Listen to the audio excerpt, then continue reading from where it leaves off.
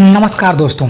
Pizza, जिसे आज हम एक पसंदीदा फास्ट फूड के रूप में जानते हैं, जिसकी शुरुआत एक लंबी और दिलचस्प यात्रा रही है। इस वीडियो में हम पिज्जा की उत्पत्ति से लेकर आज के आधुनिक स्वरूप तक के कहानी को जानेंगे। पिज्जा का प्रारंभिक रूप प्राचीन मिस्र के लोग गेहूं के आटे से बनी ब्रेड पर विभिन्न प्रकार की चीजें डालकर खाते थे, जिसे उस समय फोकाचा कहते थे। ठीक उसी प्रकार प्राचीन ग्रीक लोग भी एक ऐसा ही ब्रेड बनाते थे, जिसे वे लोग प्लाकस कहते थे। वे इस ब्रेड पर तेल, जड़ी बूटियां और चीज डालते थे, जो पिज्जा के पहले रूपों में से एक मानी जाती है। अब बात करते हैं रोमन साम्राज्य की, जिन्होंने एक डिश प्लाकांटा बनाई, जो आधुनिक पिज्जा के प्रारंभिक रूपों में से एक मानी जाती है। यह डिश पतले और गोल ब्रेड पर आधारित थी, जिस पर विभिन्न प्रकार के टॉपिंग्स डाले जाते थे। रोमनों ने ब्रेड पर शहद और पनीर डालकर खाने का चलन शुरू किया, जो पिज्जा के विकास में एक महत्वपूर्ण कदम था। लेकिन अगर सही मायनों में देखा जाए तो पिज्जा का विकास मध्य युग में हुआ। 18वीं सदी में एक समृद्ध बंदरगाह था, जहाँ से पिज्जा की आधुनिक शुरुआत हुई। यहाँ के गरीब लोग, जिन्हें लाजारोनी कहा जाता था, वे लोग ब्रेड पर टमाटर, लहसुन, तेल और कभी कभी चीज डालकर खाते थे। ठीक उसी समय पिज्जेरिया की सन 1830 में स्थापना हुई, जो विश्व की सबसे पुरानी पिज्जा की दुकान इटली के नेपल्स शहर में खुली। और पहली बार ऐसा हुआ कि सन 1889 में इटली की महारानी मार्गेरिटा ने नेपल्स की यात्रा के दौरान पिज्जा का स्वाद चखा। पिज्जा के निर्माता एफा एलो एस्पासिटो ने उनके सम्मान में एक विशेष पिज्जा बनाया, जिसमें टमाटर, मोजेरेला चीज और तुलसी शामिल थे। इस पिज्जा को मार्गेरिटा पिज्जा का नाम दिया गया, जो इटली के झंडे के रंगों का प्रतिनिधित्व करता था। अगर बात करें पिज्जा का विश्व में प्रसार का, तो 19वीं सदी के अंत और 20वीं सदी के शुरुआत में इटली से आने वाले प्रवासियों ने पिज्जा को अमेरिका में लाया। न्यूयॉर्क और शिकागो जैसे बड़े शहरों में इटालियन प्रवासियों ने पिज्जेरिया खोली। सन 1905 में पहली अमेरिकी पिज्जेरिया लम्बार्डिस न्यूयॉर्क में खुली। यहाँ पर पतले क्रिस्पी क्रस्ट वाले पिज्जा बेचे जाने लगे, जिन्हें लकड़ी के ओवन में पकाया जाता था। वहीं 1943 के समय शिकागो में उन्ना पिज्जेरिया ने डीप डिश पिज्जा की शुरुआत की। इस पिज्जा का बेस मोटा होता था, जिस पर अधिक मात्रा में चीज और टॉपिंग्स डाले जाते थे, जिससे यह अधिक भरपूर और स्वादिष्ट होता था। और सबसे बड़ा टर्निंग पॉइंट तब आया जब द्वितीय विश्व युद्ध के दौरान अमेरिकी सैनिकों ने इटली में पिज्जा का स्वाद चखा और अपने साथ वापस अमेरिका ले आए। इससे पिज्जा की लोकप्रियता तेजी से अमेरिका में बढ़ी। वर्तमान समय में पिज्जा के कई प्रकार और रूप हैं, जैसे New York style, Chicago deep dish, California style और कई अन्य। न्यूयॉर्क स्टाइल पिज्जा पतले और बड़े स्लाइस वाला होता है, जिसे आसानी से मोड़कर खाया जा सकता है। वहीं शिकागो डीप डिश पिज्जा मोटा और गहरा होता है, जिसमें भरपूर चीज और टॉपिंग्स होते हैं। पिज्जा का उद्योग अब अरबों डॉलर का है और विश्व भर में लाखों लोग रोजाना पिज्जा का आनंद ले रहे हैं। इसके साथ ही विभिन्न प्रकार के पिज्जा और नए नए फ्लेवर्स का विकास हो रहा है, जिसमें सबसे बड़ी भूमिका डोमिनोज, पापा जॉन्स और पिज्जा हट जैसी बड़ी कंपनियों ने इसको विश्व स्तर पर लोकप्रिय बनाया। आधुनिक युग में पिज्जा को विभिन्न सांस्कृतिक टॉपिंग्स और फ्लेवर्स के साथ मिलाया जा रहा है, जिससे फ्यूजन पिज्जा का चलन बढ़ा है। उदाहरण के लिए भारतीय मसालों के साथ तंदूरी पिज्जा, जापानी टॉपिंग्स के साथ सुशी पिज्जा और मैक्सिकन फ्लेवर्स के साथ टैको पिज्जा। तो यह थी पिज्जा की जर्नी दोस्तों, जो एक साधारण ब्रेड से शुरू होकर विश्व का फास्ट फूड आइकॉन बनने तक का। इस वीडियो में पिज्जा की उत्पत्ति और विकास की कहानी सुनने के लिए धन्यवाद। अगर आपको यह वीडियो पसंद आया तो लाइक और सब्सक्राइब करें और हमें बताएं कि आपका पसंदीदा पिज्जा कौन सा है।